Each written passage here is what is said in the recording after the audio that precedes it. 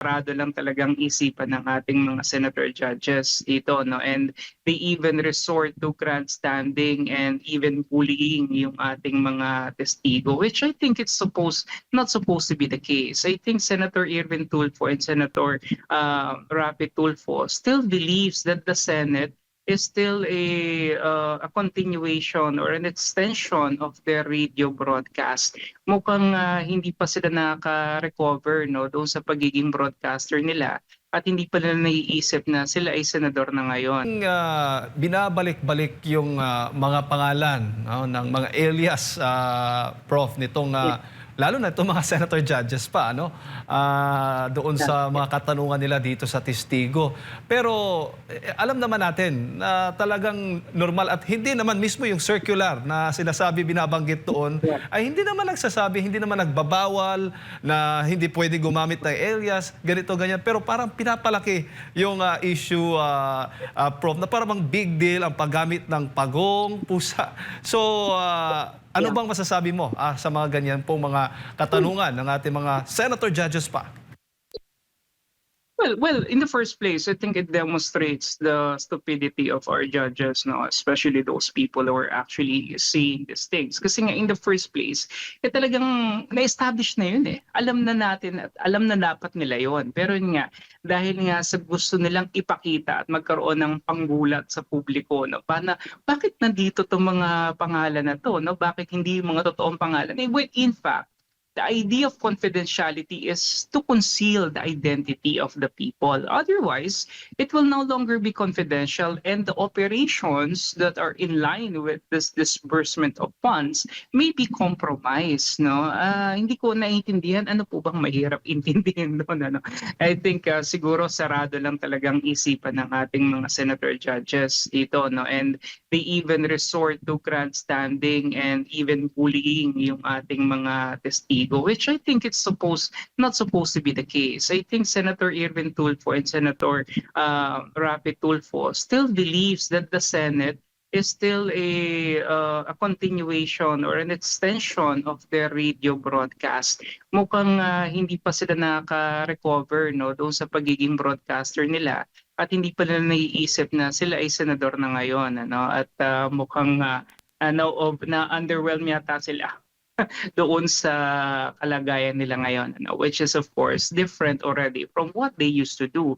Ang akin, kung talagang gusto nilang mag-resort pa rin doon sa mga ganon na mga atake, those virulous attacks, against people, I think they need to go back to their previous job as broadcasters, at hindi na dito sa Senado nila dadalhin itong mga ganitong antics, because it does not add anything to this proceeding, I would say, and to call the witness as stupid or any of this derogatory remarks, I think is very unbecoming of a senator of the Republic.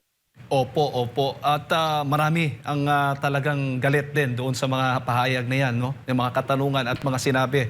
Kasi hindi naman daw yan ganyang ugali, no, ng isang judge. Kung haharap ka, dapat maging impartial, kumbaga.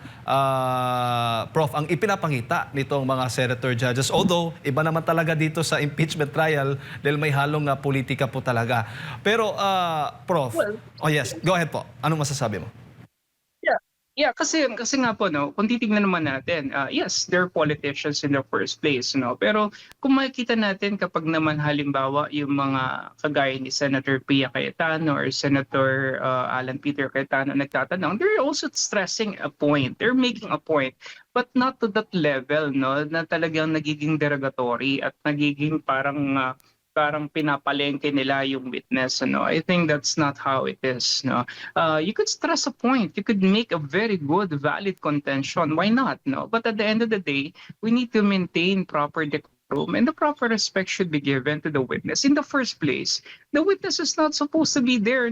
Pinatawag, sinampina, kinalad ka dito sa korte para tanungin. And I think they should be accorded a great deal of respect at magkilala doon sa effort na gusto nilang ilagay yung kanilang sarili para talaga sa pagkakaroon at pagka malaman natin yung katotohanan. And then you're not supposed to be subjecting them to these things. And I think this was born out of the frustration, ano, nitong mga judges na kaalyado ng ating pangulo, dahil nga alam nila na unang-una tumatagal itong paglilitis na to, mukhang nababawasan din yung interes ng taong bayan. Kasi kung totoo na may traction itong impeachment na to, no, at kung talagang ang gusto nilang gawin dito is hindi naman talaga mapanagot ang ikalawang pangulo, kundi siraan lamang siya at pahinain yung kanyang makinarya for the 2028 elections, I think it's not really hitting the target at all, no. And I think this is one of the reasons why this government allies or administration allied senators are trying to do these tricks at the moment, no, out of sheer frustration, I believe, no, dahil nga walang nangyayari doon sa kanilang mga ginagawa, no, at sa kanilang mga pinlano. It's not gaining any kind of traction at all. And so para sa isang gobyerno na gumagasta ng napakalaking pera at nag-involve ng napakaraming tao at nagsasayang ng napakahabang panahon sa isang paglilitis na wala namang kinapupuntahan at wala naman talagang nangyayari insofar as their side is concerned, talagang sayang ito, no? Kaya talagang hindi natin maiwan, magagagalit ka talaga. And I think that's the reason why these Tulfo brothers are really very furious at the moment. And I think they have every right to claim so, because nothing is happening with their the design that they have at the moment. Opo, at nagpapatunay ho ba yan, Prof, na yung pag-atake sa karakter ng isang testigo tulad ni Gina Acosta ay nagpapatunay na wala talagang mapiga, hindi nila mapiga, wala silang ebidensyang nakukuha, wala silang yung gusto nilang ma-mention, mabanggit ni Gina Acosta, hindi niya nababanggit, which is yun po yung gusto nila talagang ini-insist, no, sa kanilang mga pagtatanong dito sa testigo. Tama ho ba? I think, yeah, definitely, and I would say that this is really a failure on the part of the litigant. No, this is a failure on the part of the prosecution panel, because you see, they are the ones entrusted here to number one, they brought the witness. Number two, kinakailangan talaga maayos, klaro yung pagtatanong nila. Kung nailalatag mo yung pagtatanong at wala ka talaga nakukuha, okay, kumbaga hindi mo talaga na-extract yung gusto mong malaman, isa lang ibig sabihin nun, talagang maaring wala or maaring hindi lang talaga kayo magaling, no? Either way, puntos yun para sa defense, no?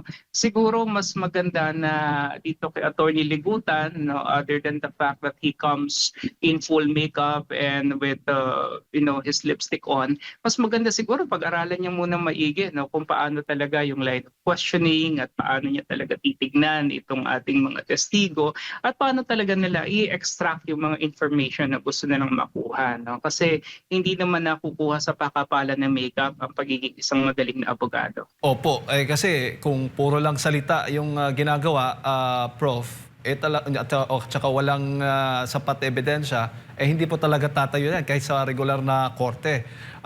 Kasi kung ang issue lang naman dito, kung mali ba yung paggamit ni VP Sara sa confidential funds, sinabi na ng disbursing officer, regular na proseso, sumunod sa regular na proseso, tapos pinasa lang niya kay La Chica. At the same time, wala naman tayo, hindi naman natin alam.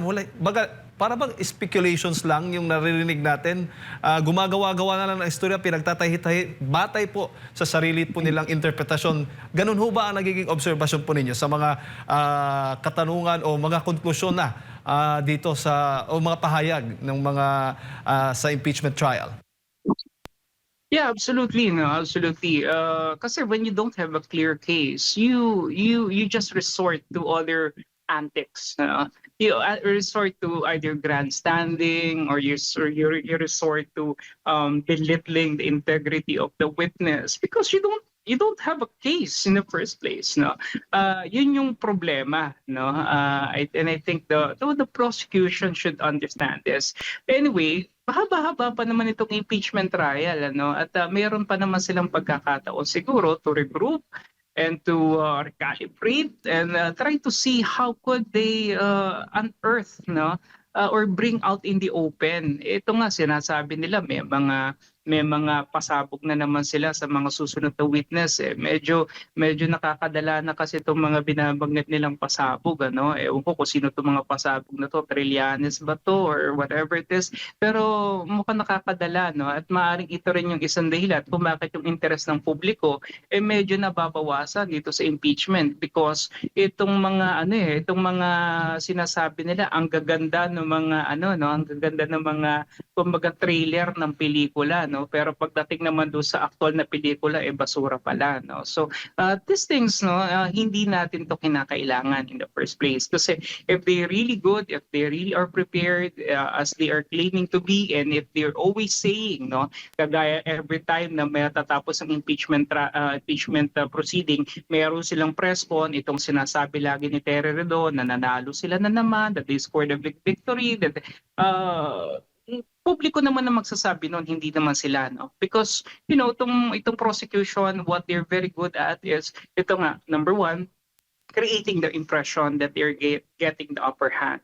Number two, creating the idea or the concept that merong direction yung kanilang mga sinasabi, when in fact hanggang ngayon nangangapa pa rin sila ng mga ebidensya. And I think this is really the problem when gumawa ka ng isang kaso na in the first place wala ka naman talagang matibay na tinutuntungan. And I think this is something that they are already experiencing right now. Pero syempre, pagdating sa mga press con nila sa publiko, they will always demonstrate the idea that they're good, they're doing well, when in fact talagang may kita natin na sabog-sabog talaga ang prosecution at this point. Prof, si Partner Adman kasama ko po dito para po sa mga karagdagang katanungan po sa inyo. Magandang umaga.